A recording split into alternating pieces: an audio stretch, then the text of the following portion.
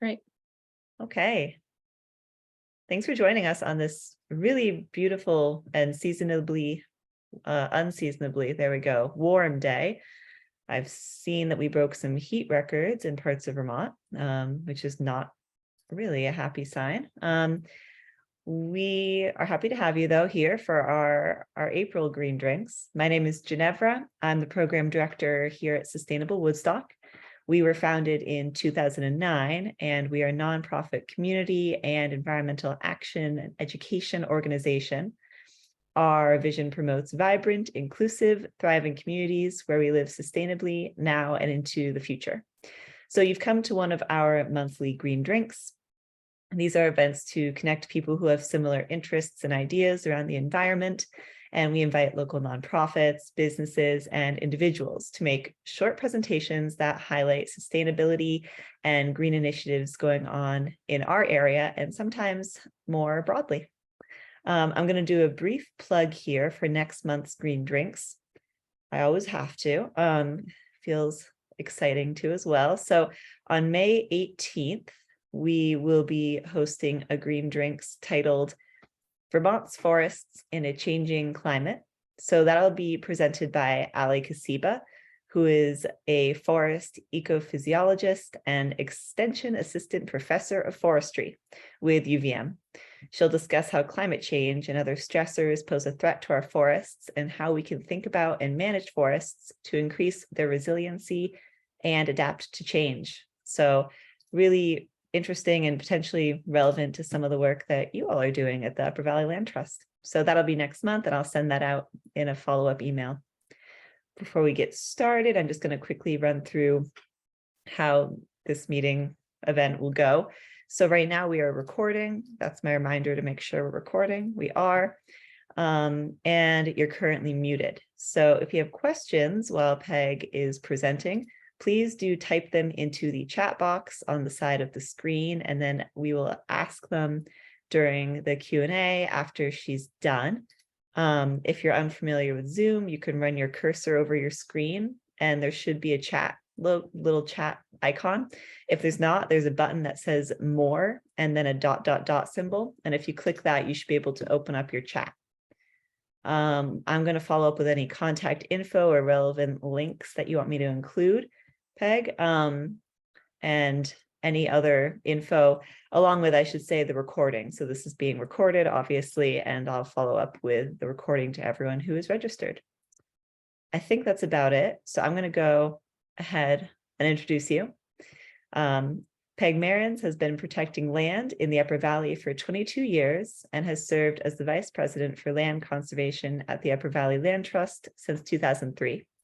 In this role, she's been responsible for developing, promoting, and implementing UVLT's land conservation program and supervising conservation project staff, interns, and volunteers. She's overseen more than 300 conservation transactions, totaling over 32,000 acres throughout the Upper Valley. She has a background in law, geography, and environmental studies, and attended both Dartmouth College and Vermont Law School. So I think that's it for me. Thanks so much for joining us, Peg, and I'll let you get started. Yeah. Can everyone see the slides right now? I think I just moved to the next one. I see about UVLT-mission. Great, great. Well, I'll start there. So the Upper Valley Land Trust, for those of you who don't know us, we are a nonprofit organization, and we exist to conserve and protect and steward our region's land for the vitality and resilience of nature and people who live here. It's a goal of the Upper Valley Land Trust to inspire young and old to care for the land and our resources. And we do this by collaborating with regional partners and towns to protect the places that matter most. Let me talk a little bit about our history, where we were then and now. We were founded 38 years ago. We are unique among conservation entities. So a land trust is a conservancy. It's an entity that protects land, in case the word trust is confusing to some, and it is to some. But we work in 45 towns in 2 states. And again, some land trusts are regional, some are statewide, and some are national. We protect land typically with a conservation easement. And a conservation easement is a powerful permanent agreement that specifies how a property can be used, how it can be developed, no matter who owns the property in the future. It's intended to sustain the patterns of stewardship that have recreated our region's rural landscape. And over this time, we have conserved more than 56,000 acres. We own and manage 25 properties and 50 trail networks and more than 200 miles of trails. The big question that is posed is what is worth saving? In the last 35 years, our staff and trustees have asked this question of our communities, our conservation commissions, regional planners, local advisors. What are the places and resources that matter most? And what are the critical strategic focus areas that we should, where we should focus our work? Years of input and partnerships with federal, state, and local partners has led UVLT to focus on a handful of strategic areas. And today, here they are. Expanding a bit on the local partnership piece, as a community-focused land trust, our organization is there with a toolbox to help towns and communities protect local landmarks, special places, historic places. We've protected pocket parks, mountaintops, properties with special or significant historic value. We've protected mountains, Guile Mountain, Wrights Mountain, portions of Mount Ascutney, even portions that the state owns on Mount Ascutney. Some of them have conservation easements held by our organization. And often a town might come to us with a special natural heritage area or open space that they wish to protect. An example of that is the Jackson Conservation Area in Lebanon. This is close in walking distance to schools in the village and in the city, as well as the Ava Art Gallery. Our staff have helped with Ava art classes in this particular conservation area in the summertime. The barn that you see there is an historic barn in Orford. We partnered with the town of Orford to protect an important piece of farmland that had been owned by an individual by the name of Billy Brown. He was the last resident farmer of the remote Quintown area. On the property was an historic barn, or is an historic barn, that needed some repairs, and local residents have helped us to maintain that. A key area for many land trusts, conservancies, is to protect productive farmland. This is really a food security issue. Protecting farmland and productive farm soils will help to secure our future of a local food system. Across the nation, farms are disappearing and becoming large commodity farms. Not so much here, but certainly many are disappearing. In Vermont and New Hampshire, studies by the American Farmland Trust indicate that greater than 35 acres of rural land is lost to development each day in New Hampshire and Vermont. And half of all of our conserved properties include some degree of agricultural land. Sometimes these are small fields that folks keep open for pasture, or they might lease to a farmer, or they're owned by the farmer themselves.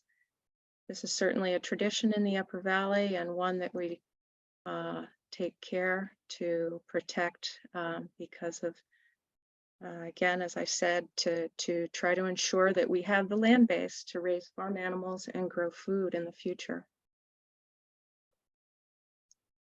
Another strategic focus area, the protection of water resources, streams, shores, wetlands, rivers.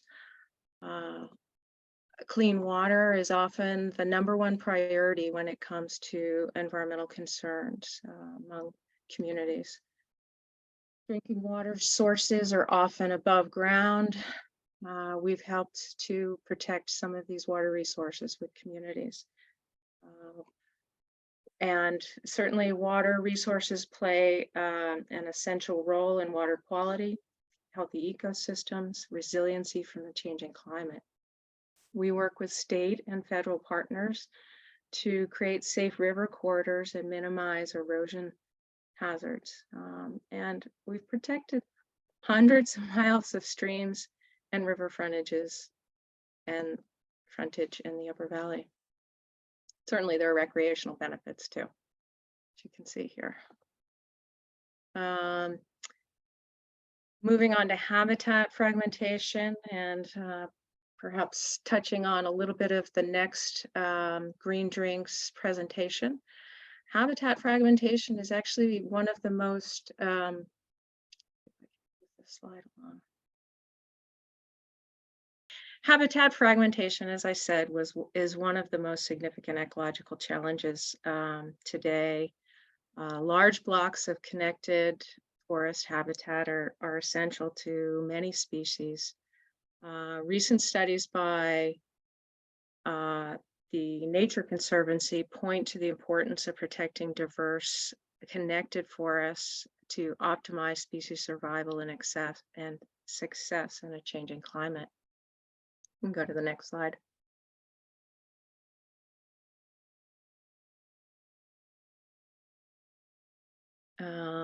So another strategic focus area we have, and this plays in as well to the first slide, or the first strategic focus area, working with communities.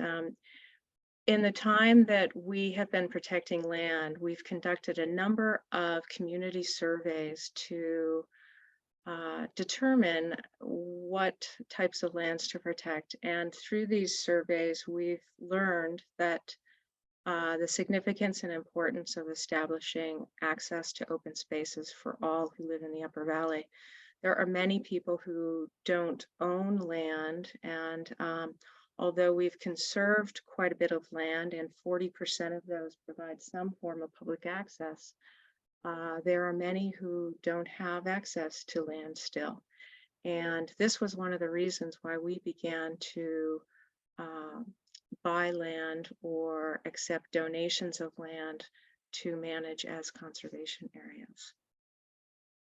Again, and these are places where we seek to engage everyone in the outdoors and natural areas. You can go to the next slide.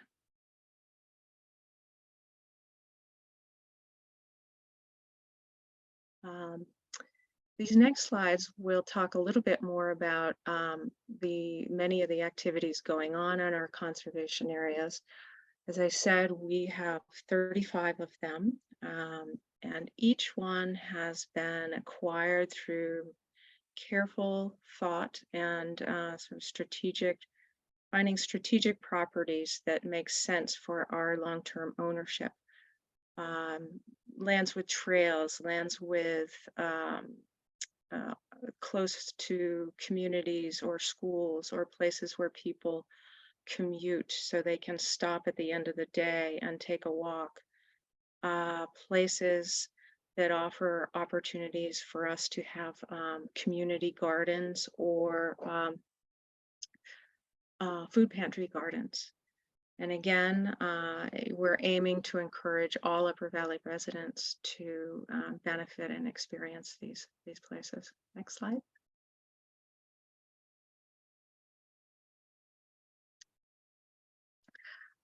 Many of our properties, or all of them actually, if we have an opportunity, we manage for resilience. We are seeking to protect resilient landscapes, diverse forests, upland streams, and floodplains. We manage for resilience as well. So on a number of our property, we're engaged in research studies, uh, looking at innovative stewardship practices to enhance ecological resilience. We have a deer monitoring, we're monitoring for deer impacts on our property in Norwich. We are trying to maximize opportunities for ash seedlings on our property in Pomfret. We're excluding deer at the Up in the Hill property in Charlestown. And again, all of which are to hopefully learn a little bit about different types of management techniques that could provide some greater resilience for climate while we're transitioning in our climate here. We did discover emerald ash borer at one of our properties and near another one in Vermont. The one we found was in New Hampshire. We've worked with the New Hampshire Division of Forest and Lands to treat 12 of the black ash trees on that property and hopes to um, essentially acting now to try to save some pockets of seed-bearing trees as a seed resource or a seed source for the future.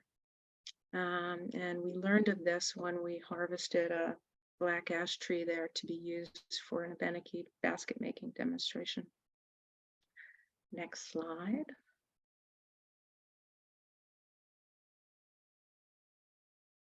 Okay.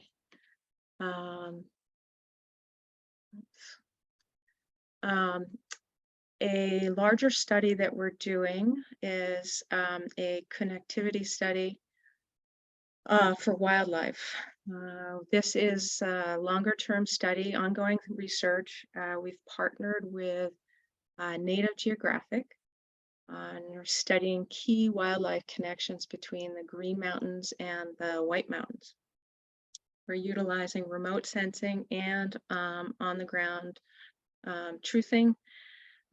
And this is an area where we rely on a large volunteer corps who's helping to gather wildlife data through tracking and surveys, with a goal here to hopefully identify opportunities and develop recommendations for protecting, restoring, and promoting these corridors. Next.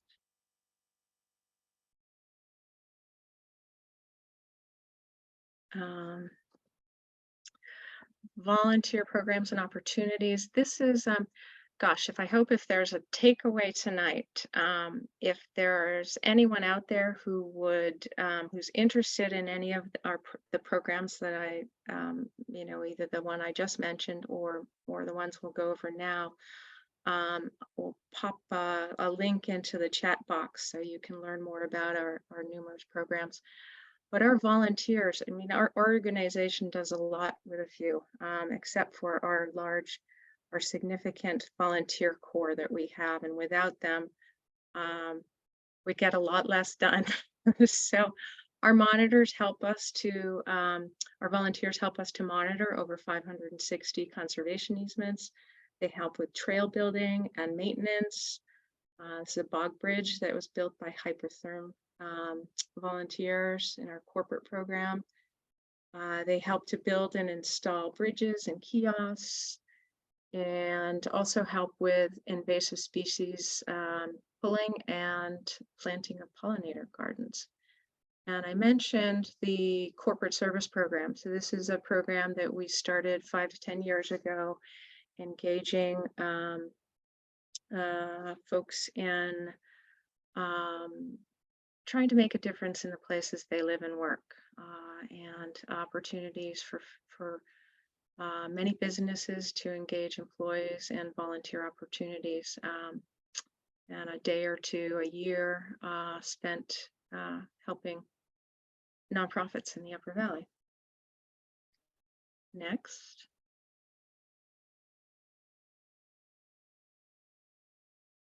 Okay. And another key program that we run. We have volunteers help us maintain 3 different gardens in the Upper Valley, 2 in Norwich and 1 in Charlestown. They've helped us with splitting firewood for local food assistance program. The food in these gardens goes straight to food pantries in the Upper Valley. So Willing Hands in Norwich, and also various food pantries in the southern part of our region near Charlestown. We also have, in the last couple of years, we've worked with the Abenaki Landlink Garden Program.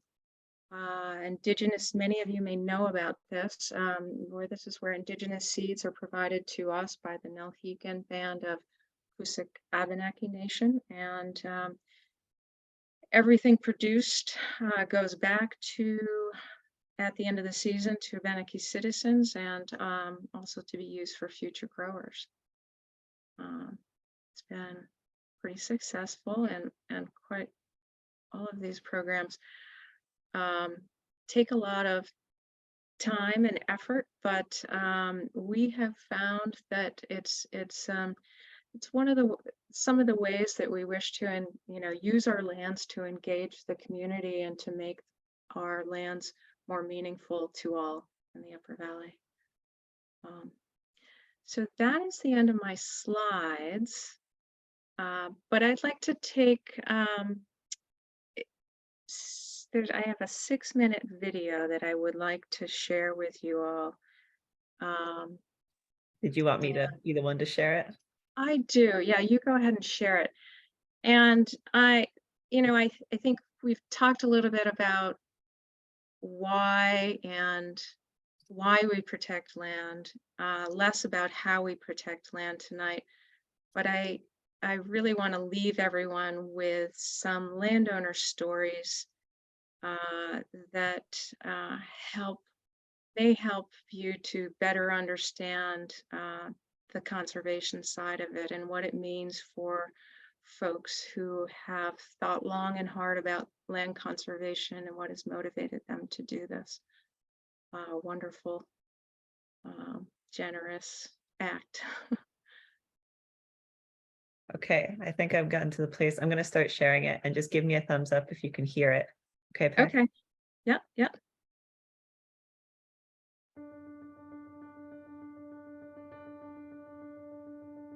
Got it. This is not my land. I'm just borrowing it, trying to keep it for everything that's there, the birds, the animals, the deer, the moose, the bear, the skunks, the raccoons, the woodchucks. Our farm was first cleared for agriculture in the late 18th century, so it's been producing food for 250 years. And I know going forward, I can kind of see those people out there ahead of me. So it feels really wonderful and peaceful to feel like I'm part of this long chain. I'm both the CEO and the janitor of my property, and that's kind of nice, you know.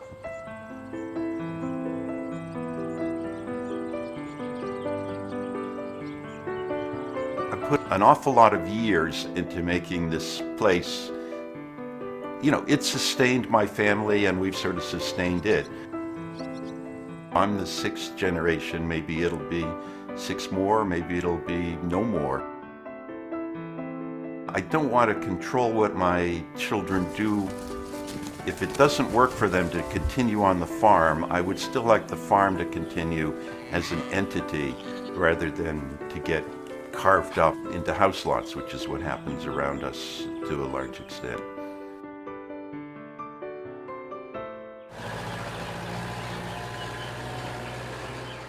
I love the land. I love the land.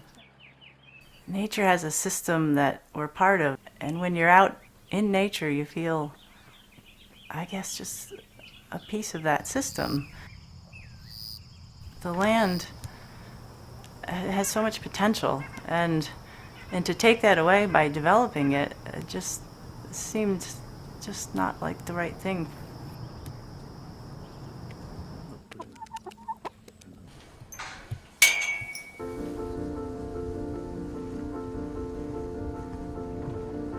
6th or 7th great-grandfather on my mother's side moved up here in 1785, built a log cabin, which is our dining room. He ended up being one of the first 2 representatives from Vermont to the Continental Congress in 1791. I do love the land, and I've been walking not only our land, but I've walked that whole valley all my life. My great-grandmother was born here, moved from here to where I live now after she married actually she didn't marry my great-grandfather, she was his housekeeper for 30 years. And my grandmother was their daughter. That land will be there long after we're gone. And I think we have a responsibility to leave it in at least as good a condition it was when we took over the quote-unquote possession. I don't have the wherewithal to ensure that after I'm dead, nothing's going to happen with it, that it'll stay the way it is. If the easements are given, that would ensure that, which is what I would like.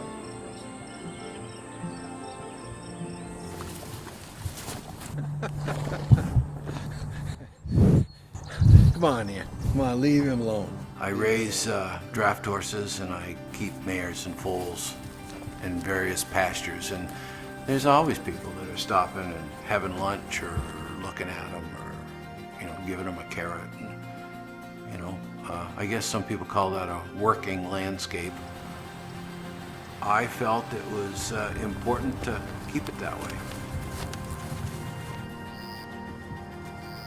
It's quiet and peaceful. A lot of wildlife.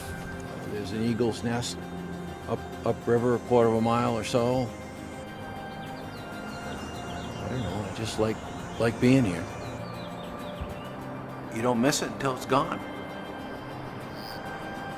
There's a lot of people that say when you conserve land, you give away your rights or you lose control, and my argument is you don't lose control, you gain control.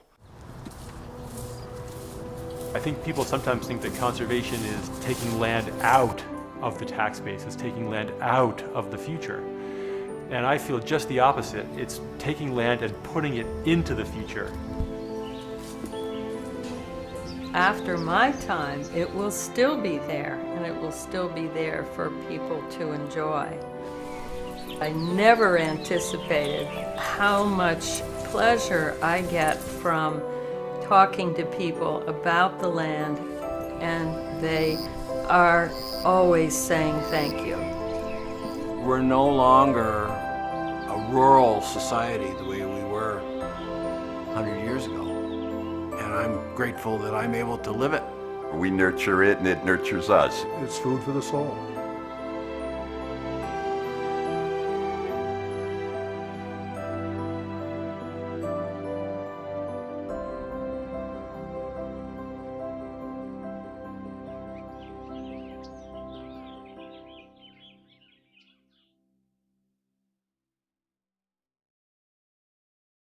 Wow.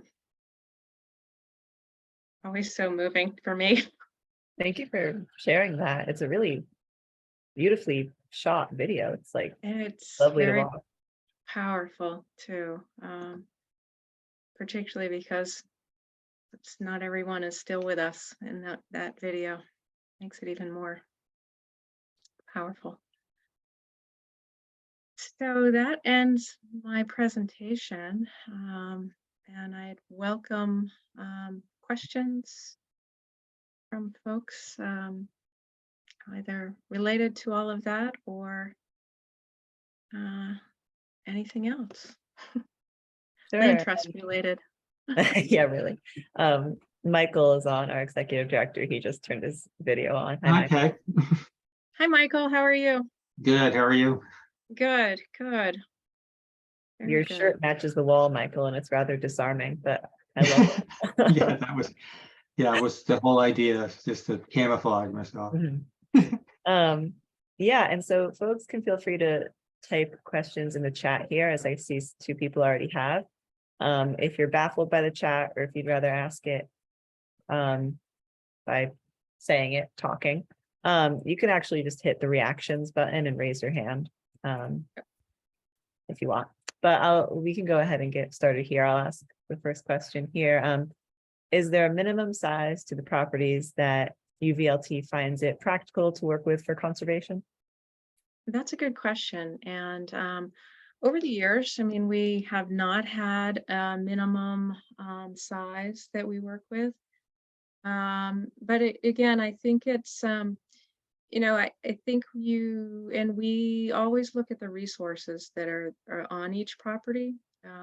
We're not going to be doing backyard conservation easements. That's not what we do, but we are interested in protecting important resources. So for instance, if there was a 20-acre property with a significant wetland and rare and endangered plants, we'd give it a, consideration for sure.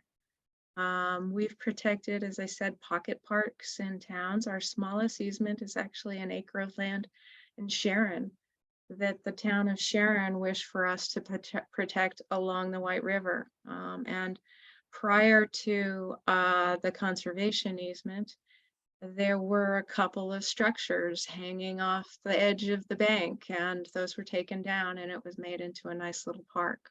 Nice. And again,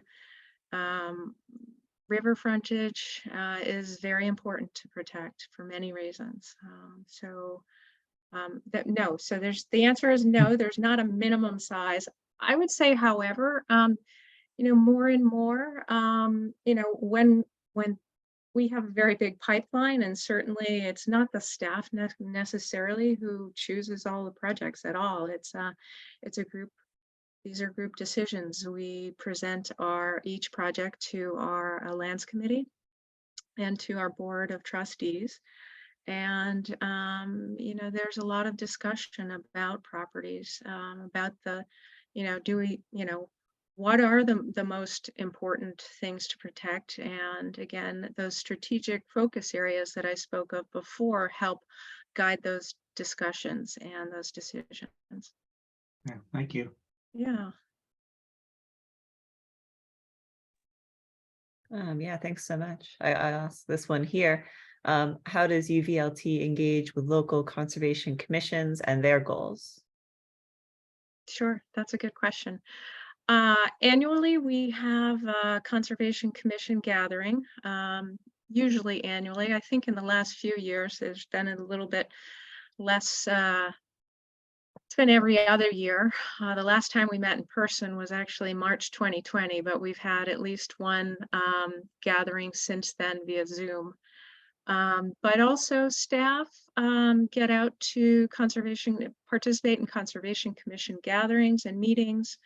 Often when we have a project in a community that requires public funding, we meet with a Conservation Commission to engage them in discussion and to learn from them about whether or not is that their priority as well to protect these lands, and might we join together to raise funding to help purchase an easement, for instance, on a piece of farmland or a mountain or something else. Thanks. I just put another one in, Peg, which is, I was just curious if there are maybe a couple of examples of some of your favorite UVLT properties in the region that might have public access that people would love to know about. Yes, yeah. So, oh gosh, one of my favorites is Smith Pond Shaker Forest, and you can learn about our conservation areas on our website. There are various drop-down menus with, again, volunteer. That's where you can find a link to our, to volunteer opportunities, but also to our conservation areas, and as well as maps to help you get there and trails, follow the trails when you're there. But again, Smith Pond Sugar Forest, there's a 90-acre pond up at the top of the hill. We own 1,000 acres there, and it's surrounded by other, in total, maybe 5,000 to 6,000 acres of land that are owned on either side of us by the state, but then our piece, and then some other conserved lands around it. We maintain trails to the pond from 2 different locations, so you can park on the east or the west side of that particular area. There's a mountain so it's up on a hillside. Gosh, other ones. We have some trails at Maury Mountain, which is near Lake Maury on the eastern side of the lake. There's a little parking area there. We have trails in Norwich at the same location where we have gardens at the Brookmead Conservation Area. Those are nice, and mountain bikes can use those trails as well. So if you're a mountain biker, you can go there. Let's see what else. Yeah. A few examples. I've never been to some of those, so that's really interesting. Oh, get out and explore. They are fun. And, we've had people tell us that they've, each weekend they've gone and, they've worked down our list and gone to different places each weekend to explore. I know a little bit about Smith Pond. I know Gregory Baker, and I remember he actually restored the old Shaker Dam that was in danger of collapsing at some point, like probably about 20 years ago. 15 or 20 years ago. Well, and that parcel has very important historic features on it. And if you take the trails from the east side, from the Route 4A side, and you work your way up, we have some signage associated with some Shaker some Shaker features that are still in place along the trail. And are loons still nesting there? Yes. Nice. That's lovely. It is. It's really nice. And, there were some studies done so we partnered too with Dartmouth College. There have been some core sampling done up at Smith Pond to look at pollen studies and evaluate sort of other climate change going on at different times in the past. That's some neat things. That's great. Thank you. Our next question here is, if a homestead and acreage is conserved while the owner is still living, how does that work? I'm assuming once they pass away, how does that work? Yes. Okay. So let's I'll have to come up with an imaginary piece of land here. You have a 100-acre farm and there's an old farmstead on it. Let's say it was Chuck Eaton's, who was in the video there. We draw an envelope around the home and areas that are for residential purposes, and that's an area that is not protected by the conservation easement, but it stays with the rest of the land. And then what we monitor and protect is everything around that. And so that gives the landowner a little bit of an opportunity to, if something happens to the home, to rebuild or to expand if they need to. But it's their residential area versus the protected land base. When someone passes away and the land goes to the next generation or it gets sold, those restrictions stay with the property. They run with the land. They're permanent. So don't know if I've actually answered the question, but hopefully I did. If not, that person can feel free to post in the chat a follow-up question. I'll go ahead and ask the next one. And thank you for that answer, Peg. I'm beginning to hear conversations around responsible developments where the needs of conservation and housing are planned to optimize resilience. There's 30 by 30, habitat protection and housing. Is this something that UVLT is considering, or can you give successful examples? Sure. I'll start with, so 30 by 30 is a broader conservation goal to conserve 30% of the state by 2030. I mean, certainly we're working as fast as we can to protect it and, important resources. But I'll go to the second piece of that, the habitat protection with housing. Um, we have protected lands that have involved protection of land in and around affordable housing. That's called the Dual Goal Project. We've done a couple of those. One in the more traditional model would be the Feral Farm project that we did in Norwich many, many years ago. We were one of the first organizations in the state to do what's called a Dual Goal Project for the state of Vermont. We sought and obtained state funding to protect the farm with a conservation easement, to buy a easement there. But there was also a portion of that property that made sense to, was not used for farmland. And where we partnered with Twin Pines, they bought a portion of the land and they built some homes that then have affordable housing or some caps on housing controls on them. Affordability mechanisms.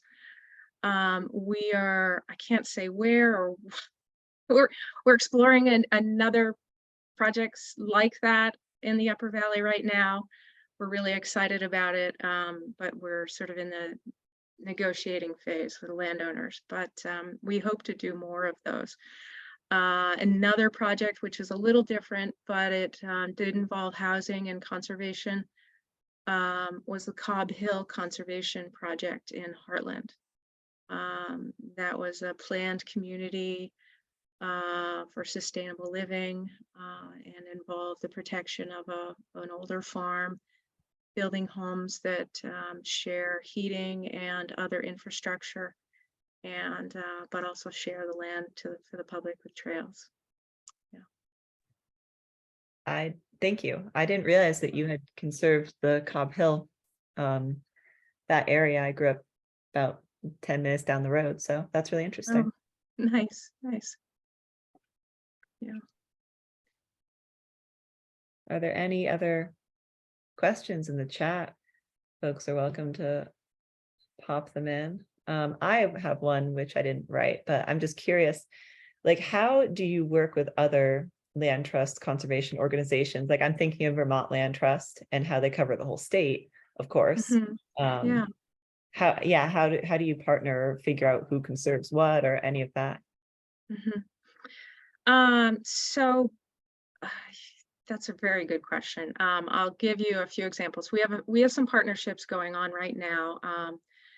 I'll start with one. We're working with or we hope to be working with the Northeast Wilderness Trust. They have asked us to hold a conservation easement. They go by the acronym NEWT, which I think is wonderful. They've asked us to hold a conservation easement on a new conservation area that they purchased up in the Topsom area. It's called Blue Mountain. And our board, our trustees reviewed that last month and have voted to proceed to hold that easement. So that'll be something we're working on over the next year. We're also partnering on a couple of projects with a Nature Conservancy. One is a conservation project that is near lands that they own in the Pomfret area. And they've asked us to hopefully we're working with a landowner to hopefully protect those lands that are adjacent. We are also working with a Nature Conservancy. Sometimes a land trust will ask us, get to a certain point, and because we are focused here in the Upper Valley, and some of these statewide entities or even national ones are not, sometimes land trusts get asked to accept an assignment of a conservation easement that's an older easement from one of different land trusts. So we are looking at accepting a couple of easements that were held by the Nature Conservancy along the Connecticut River that will make it easier for them from a stewardship and monitoring perspective. We already hold conservation easements on adjacent properties, so it makes most sense for us to hold those easements. And, as far as the Vermont Land Trust goes, again, we're all doing the same work throughout the state. Just recently, there was a farmland project in the Connecticut River Valley that, they started the discussions with the landowner and then passed it on to us to continue with, because we all have plenty to do throughout the state, and we need to use our resources well. Yeah, I bet. Another question here, Peg. Is UVLT involved in sustainable forestry or forest management for wildlife biodiversity? And what are the pros and cons, if so? That is a big question. I would say, well, so all of the lands, when we conserve a piece of land, even with a conservation easement, our easements require that future forest management be done in a manner that is for the sustainability of the resources. So of course there would be, you can't clear cut, you can't go below, the sea line, which is a level of it's essentially a way of measuring what's left in the forest after a cut. On our own lands, we are looking at, as I mentioned before, sustainable forestry practices through some of the studies we're doing. We are working on our Pomfret property to identify female ash trees. And we are looking at some little bit more different ways of managing and treating those ash, essentially stands. We have numerous ash trees on there to provide for the best outcomes for what's there. Again, most of the work is not done by the staff itself at UVLT, but we're engaging foresters to work with us on these studies. For wildlife biodiversity, though, yeah, those are very, again, I think the closest we come there is actually this connectivity study that we're doing, where we are, it's our hope that we'll learn enough from the connectivity study to best identify, what are the key parcels that we need to protect to ensure that wildlife can continue to move from east to west or north to south. It's not necessarily, you might have a large tracts and large parcels, but it might just be a little piece of land that needs to be protected because it's the last link to allow animals to flow. So thank you. And yeah. Yeah, thank you. And I think we might have missed this one question earlier. Is there a tax break if people conserve? We missed that, right? We didn't ask that. Yeah, right. Yeah. Didn't ask that. So when an easement or when a landowner conserves land, they can do that again with a conservation easement. Easements can be donated to our organization. We are a charity, and that donated conservation easement could have value. And yes, there are opportunities for folks to take tax deductions if they obtain appraisals to value the difference in the land before the easement versus after the easement. There are some potential tax benefits for folks who either donate land or when we buy easements on land from farmers. For instance, we just did a big project in Lyme, and during the time that we were raising money to buy the easement and to the value of land went up during COVID. And so we were kind of left without enough money, and the landowner generously made a bargain sale. And that particular difference in value, they can seek a tax deduction for that. And that's an income tax deduction. It's there may be folks who are wondering, you know, would I get a property tax break? Most of the properties that we protect in Vermont and New Hampshire are enrolled in current use. And as such, they are already taxed at the lowest value from a property tax perspective. So adding a conservation easement will not necessarily, it won't drop the value of your taxes because the assessment is already at its lowest value if you're in current use. Yeah. Thank you. Yeah, we're almost at 6:30. There's just someone here who is curious about a LinkedIn or an email for further questions, which I can send out in the follow-up email, or we can post in the chat, whichever you prefer, Peg. Yeah, why don't we send one after? I'd have to go digging right now. I'd be a little distracted. Yeah. But yeah, and we'll also post, maybe I can send you the link to the volunteer. There's a online on our website, a place where volunteers or folks can go in and seek information about different volunteer opportunities. That sounds good. Okay. Well, thank you so much for getting through technology and answering all of our questions. Yeah, thank you, Peg. Nice to see you again. Yeah, good to see everyone. And thank you everyone who came along to listen. Okay, well, have a good night. Okay, Thank you. wonderful. Take care. Bye-bye. Now.